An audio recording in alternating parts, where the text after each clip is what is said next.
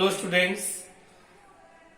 Chapter 1 number system class 9th, इसका जो पिछला वीडियो था वीडियो नंबर 2 पार्ट 2, उसमें हमने एक्सरसाइज 1.1 क्वेश्चन नंबर 3 तक कंप्लीट कर लिया था। साथ ही कुछ एग्जाम के लिए इंपॉर्टेंट एडिशनल क्वेश्चंस भी कर लिए थे।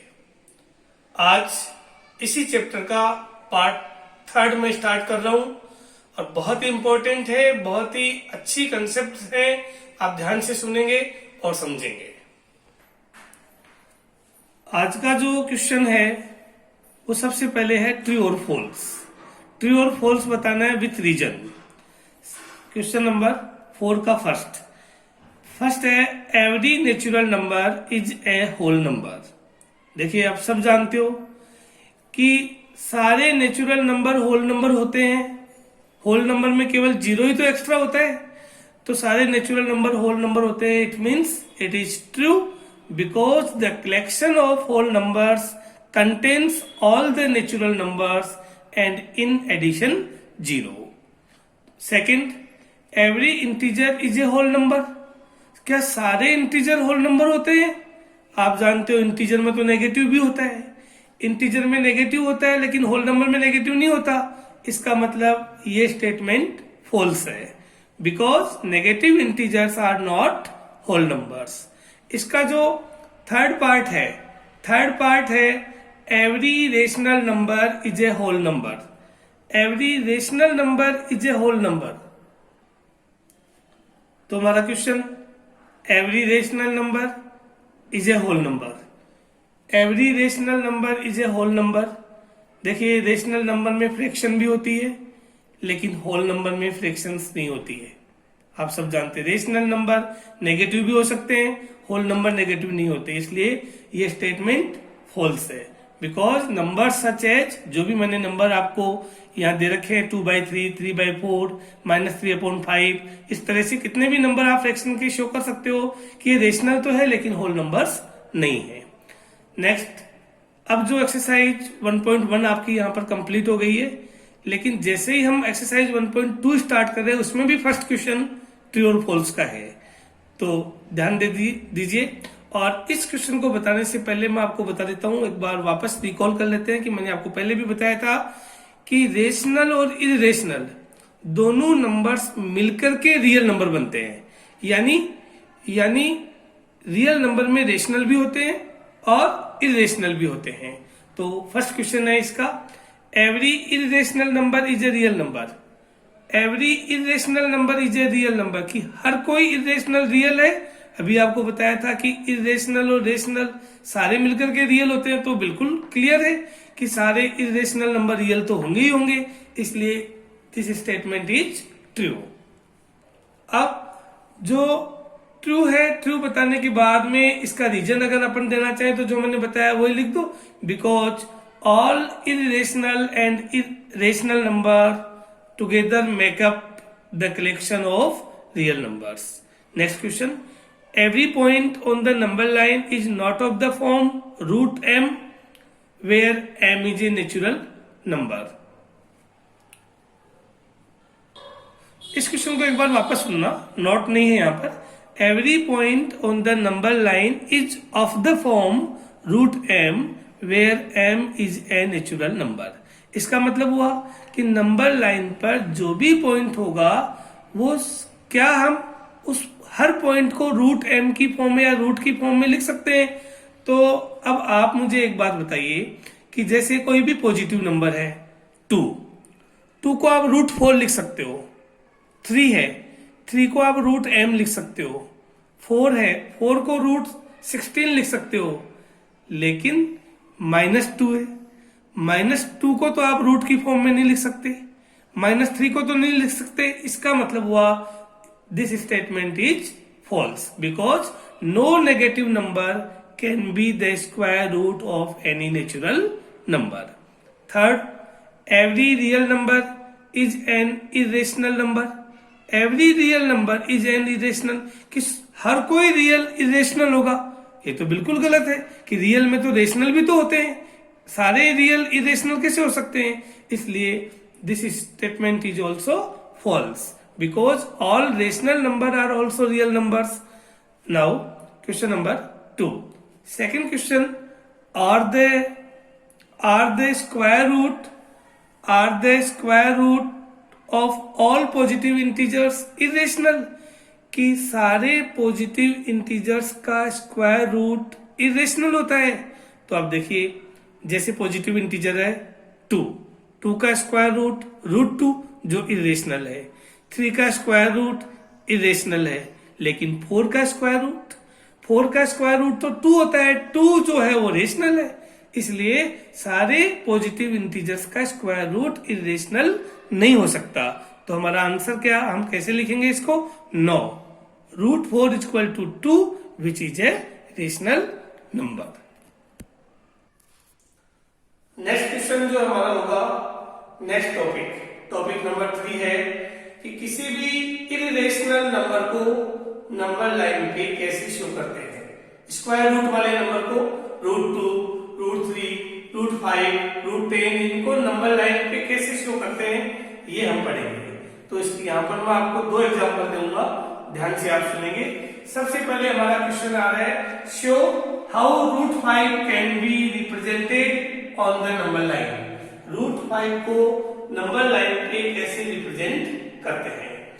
ऐसे क्वेश्चंस को बताने से पहले मैं एक बार आपको बता देता हूं कि जिस नंबर के स्क्वायर रूट को नंबर लाइन पे शो करना है, पहले उसकी स्प्लिटिंग करेंगे, उसके टुकड़े करेंगे। कैसे करेंगे? देखिए, यहाँ पर √5 के 5 ले लो आप, 5 के हम यहाँ टुकड़े करेंगे, और टुकड़े करने का, स्प्लिटिंग करने का रूल क्या है कि 2 या 3 नंबर में टुकड़े करो, उनके स्क्वायर का सम उस नंबर के इक्वल होना चाहिए।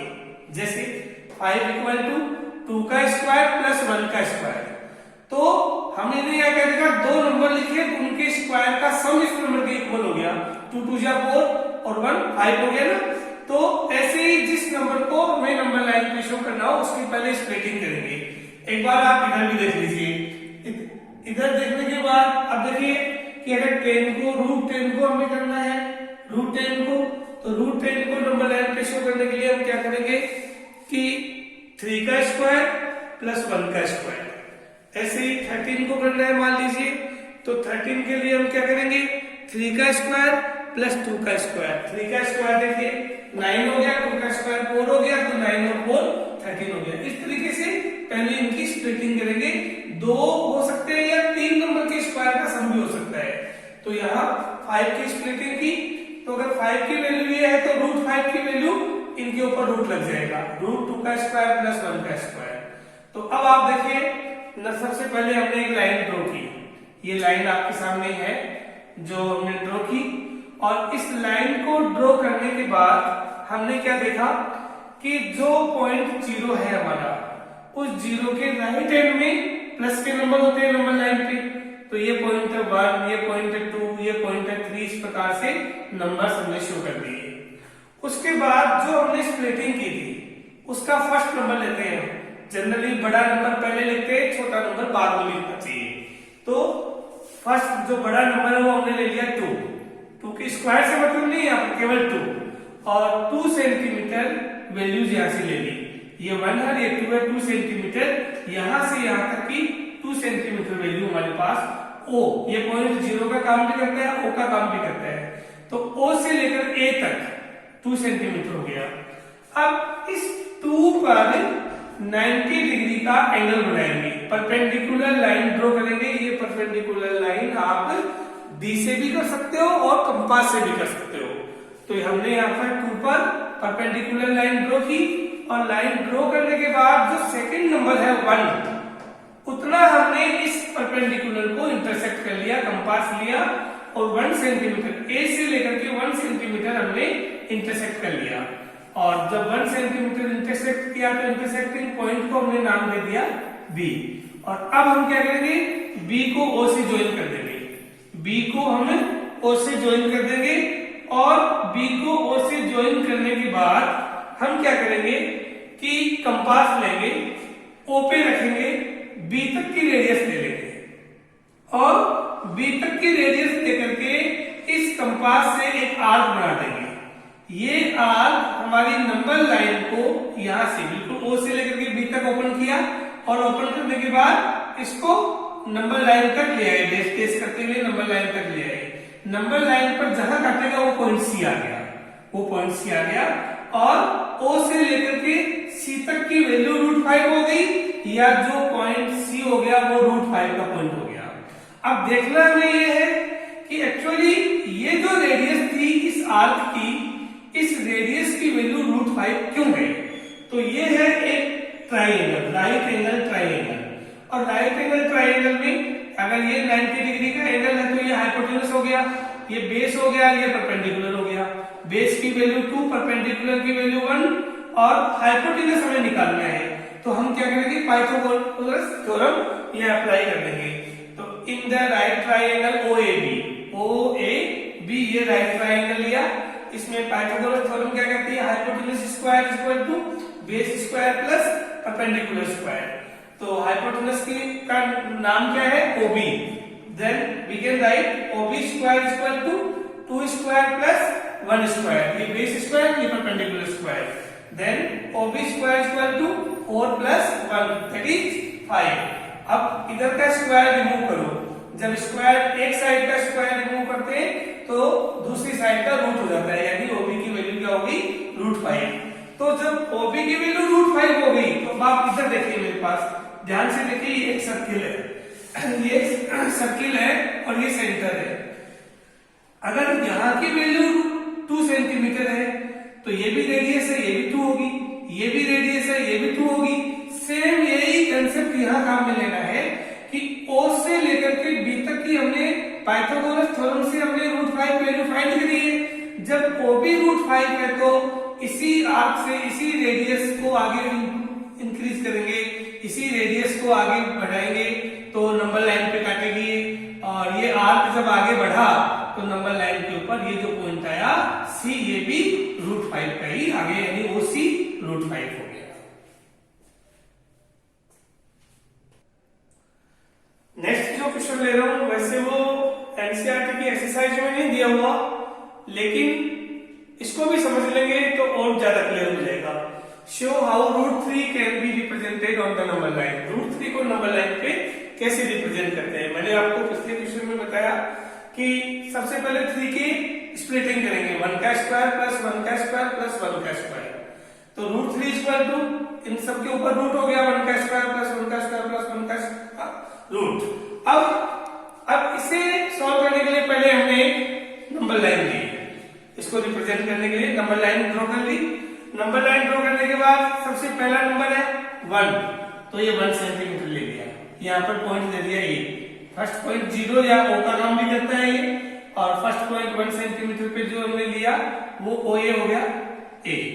अब A पर 90 का एंगल बढ़ाया, ये 90 का एंगल जैसे हमने बताया कंपास से या D से बढ़ा सकते हो, तो 90 का एंगल बनाया, 90 के एंगल वाली जो लाइन है यानी परपेंडिकुलर जो लाइन है उसको जो सेकंड नंबर हमारा है स्प्लिटिंग में, वो सेकंड नंबर के जितना यानी 1 है तो 1 सेंटीमीटर इंटरसेक्ट कर लिया कंपास से, 1 सेंटीमीटर इंटरसेक्ट करते इस पॉइंट का नाम दिया B, और B को O से ज्वाइन किया।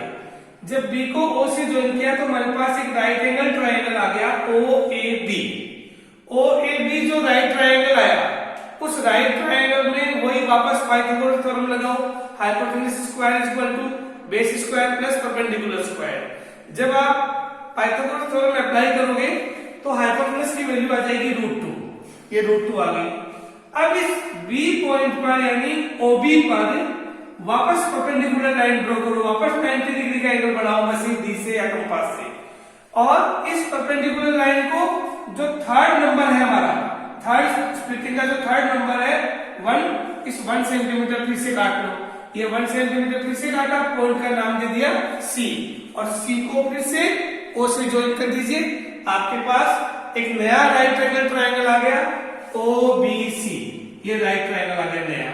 अब पाइथागोरस थ्योरम वापस इसमें अप्लाई करेंगे तो बेस तो हो गया √2, परपेंडिकुलर हो गया 1, और हाइपोटेनस हमें फाइंड करना है। तो देखिए यहाँ पर OC square equal to OB square plus PC square, then OC square equal to, अब बेस कितना है √2 का स्क्वायर, प्लस परपेंडिकुलर कितना है 1 का square, then OC square equal to, अब रूट 2 का स्क्वायर होता है 2 और 1 का स्क्वायर होता है 1, तो OC square equal to 3, then OC equal to root 3।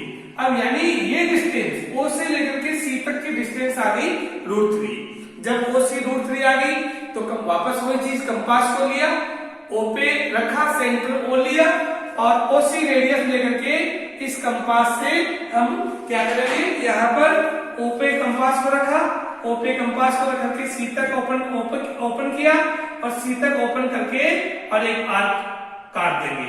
ये आर्क नंबर लाइन पे जहां आएगा वो पॉइंट आ जाएगा हमारा रूट 3। क्यों? क्योंकि देखिए आप ध्यान से देखना, जितनी डिस्टेंस ओ से लेकर के सी तक की है उतनी डिस्टेंस ओ से लेकर के डी तक की है, यहां तक की है। अब रेडियस तो डिफरेंट, एक ही सर्किल की रेडियस डिफरेंट नहीं हो सकती, इसलिए ये एक तरीके से पूरा सर्किल बनेगा और सर्किल बनेगा तो ये भी रेडियस हो गई, ये भी रेडियस हो गई ना। इसलिए जो वैल्यू यहाँ रूट 3 है वही वैल्यू यहाँ से ओ से लेकर के डी तक की डिस्टेंस जो होगी वो भी रूट 3 हो जाएगी, यानी ओडी इक्वल टू रूट 3। ये हमारे पास वैल्यू आ गई, D point root 3 number line पे रिप्रेजेंट हो गया। देखिए अब हमारा टॉपिक 3 कंप्लीट हो गया है और नेक्स्ट टॉपिक है टॉपिक 4। और इस टॉपिक 4 में हम क्या करेंगे कि जो भी नॉन टर्मिनेटिंग रिपीटिंग डेसिमल होगा उसको P बाई क्यू की फॉर्म में इंडिकेट करेंगे। और इसे इंडिकेट करने के लिए सबसे पहले मैं आपको ये टर्मिनेटिंग और नॉन टर्मिनेटिंग का थोड़ा सा नॉलेज दे देता हूं, आप ध्यान से देखिए। सबसे पहली बात है कि हमारे पास है रियल नंबर्स। रियल नंबर्स को आपने दो तरीके से डिवाइड किया, रेशनल और इरेशनल। अब रेशनल नंबर के जितने भी डेसिमल एक्सपेंशन होते हैं वो दो तरीके के होते हैं, पहला टर्मिनेटिंग और दूसरा नॉन टर्मिनेटिंग रिपीटिंग। अब टर्मिनेटिंग का मतलब क्या होता है, मान लीजिए एक रेशनल नंबर है 3/2, ध्यान से देखिए जो मैंने लिख रखा है, एक रेशनल नंबर है 3/2 और 3/2 जो रेशनल नंबर है उस 3/2 का मतलब होता है 3 को 2 से डिवाइड किया। 3 को जब 2 से डिवाइड करते हैं तो 3 को 2 से डिवाइड करते हैं तो आपको पता है कि आंसर आता है 1.5। पॉइंट के बाद आया 5। क्या 5 के बाद और कोई नंबर आ सकता है? नहीं आ सकता ना। डेसिमल के बाद नंबर ऑफ डिजिट फिक्स है, उसके बाद कुछ नहीं आ सकता। यानी डेसिमल के बाद जो डिजिट्स हैं वो 5 के बाद टर्मिनेट हो गए। टर्मिनेट का मतलब एंड हो गए, इसलिए ऐसे डेसिमल को बोलते हैं टर्मिनेटिंग डेसिमल एक्सपेंशन। एक एग्जांपल मैंने और भी लिख रखा है, ध्यान से देखिए, 7/8, यानी 7 को 8 से डिवाइड किया तो हमारे पास आया 0.875, यानी पॉइंट के बाद केवल 3 डिजिट हैं 875, उसके बाद नंबर ऑफ डिजिट्स और कुछ भी नहीं है। यहाँ 5 आते ही वो एंड हो गया, 875 5 पर एंड हो गया, टर्मिनेट हो गया। इसलिए ऐसे डेसिमल एक्सपेंशन को हम टर्मिनेटिंग डेसिमल एक्सपेंशन कहते हैं। और ये क्वालिटी किसकी होती है? रेशनल नंबर की होती है। अब आते हैं रेशनल नंबर की दूसरी क्वालिटी पे, नॉन टर्मिनेटिंग रिपीटिंग। देखिए यहाँ ध्यान से देखिए एग्जांपल 1/11, इसका मतलब हुआ 1 को 11 से डिवाइड करो। 1 को 11 से जब डिवाइड करेंगे तो आप देखेंगे क्वेश्चन आएगा 0.090909, यानी ये कभी रुकेगा नहीं, ये चलता ही रहेगा। अगर डेसिमल के बाद डिजिट्स रुके नहीं, चलते ही रहे, तो ऐसे डेसिमल को बोलते हैं नॉन टर्मिनेटिंग। लेकिन यहां आप क्या देख रहे हो कि नंबर्स, जो डिजिट्स का ब्लॉक है 090909 बार बार रिपीट हो रहा है, बार बार रिपीट हो रहा है, तो इसको रिपीटिंग या रिकरिंग भी बोलते हैं, रिपीटिंग या रिकरिंग। तो यहाँ पर ऐसा डेसिमल एक्सपेंशन जो डेसिमल के बाद में डिजिट्स रुके भी नहीं और कोई फिक्स डिजिट्स, चाहे वो 1 डिजिट बार बार रिपीट हो, चाहे 2 डिजिट का ब्लॉक रिपीट हो, चाहे 3 डिजिट का ब्लॉक रिपीट हो, चाहे 10 डिजिट का ब्लॉक रिपीट हो, तो ऐसे डेसिमल को हम बोलते हैं non terminating repeating decimal expansion. और जितने डिजिट का ब्लॉक जो है वो रिपीट हो रहा है उतने डिजिट के ऊपर बार लगा देते हैं, यानी वो डिजिट बार बार आते हैं। जैसे यहाँ 0909 बार बार आ रहा था तो हमने 09 के ऊपर बार लगा दिया। ऐसे ही 5/7, जब 5 को 7 से डिवाइड करोगे तो आएगा 0.714285, और फिर उसके बाद में वापस वही चालू हो जाएगा 714285, फिर 714285। यानी यहाँ आप क्या देख रहे हो कि यहाँ जो डेसिमल के बाद में कितने डिजिट है, 714285, 6 डिजिट। यही 6 डिजिट बार बार रिपीट होंगे, ये रुकेंगे नहीं, यानी टर्मिनेट नहीं होंगे, नॉन टर्मिनेटिंग हो जाएगी, और बार बार आ रहा है इसलिए रिपीटिंग होगा, और जितने डिजिट रिपीट हो रहे हैं उसके ऊपर हम बार लगा देंगे। तो ये जो दो क्वालिटी है, टर्मिनेटिंग और नॉन टर्मिनेटिंग रिपीटिंग, ये होती है रेशनल नंबर की। अब आता है इरेशनल नंबर। इरेशनल नंबर देखिए यहाँ पर √2 इरेशनल नंबर है। √2 की वैल्यू 1.4142135 ऐसे आगे चलता रहेगा। डेसिमल के बाद नंबर ऑफ डिजिट फिक्स नहीं है, इसलिए तो इसको बोलते हैं नॉन टर्मिनेटिंग। और जो डेसिमल के बाद डिजिट्स आएंगे उनका कोई फिक्स ब्लॉक रिपीट नहीं हो रहा है, सब डिफरेंट टाइप के डिजिट्स हैं, इसलिए वो बोलेंगे नॉन रिपीटिंग या नॉन रिकरिंग। तो इस टाइप के डेसिमल एक्सपेंशन को हम बोलते हैं नॉन टर्मिनेटिंग, नॉन रिपीटिंग। एक एग्जांपल और देखिए, √3। आप सब जानते हो √3 इरेशनल है। क्यों है इरेशनल? क्योंकि √3 की वैल्यू होती है 1.732050, इस प्रकार से वो चलता रहेगा। तो इसका डेसिमल एक्सपेंशन कैसा हुआ? Non terminating, non repeating. अब इसके बाद में जो मैंने अभी आपको डेसिमल एक्सपेंशन बताए, इनके ऊपर डिपेंडेड जो क्वेश्चंस होंगे एक्सरसाइज 1.3 के, वो हमारे नेक्स्ट वीडियो में आप देखेंगे। नेक्स्ट वीडियो में और भी बहुत इंपॉर्टेंट और एनसीईआरटी से कुछ डिफरेंट एडिशनल भी आप जरूर देखेंगे, जो आपकी एग्जाम के लिए बहुत इंपॉर्टेंट होंगे।